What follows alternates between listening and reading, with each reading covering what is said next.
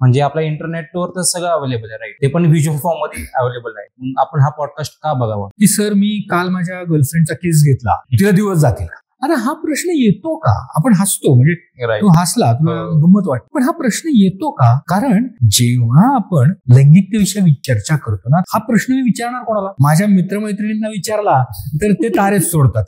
घरी गेलो, आईला विचारला, आई आज काय झालं ना, मी माझ्या गर्लफ्रेंडचा किस, इथंच विषय संपतो.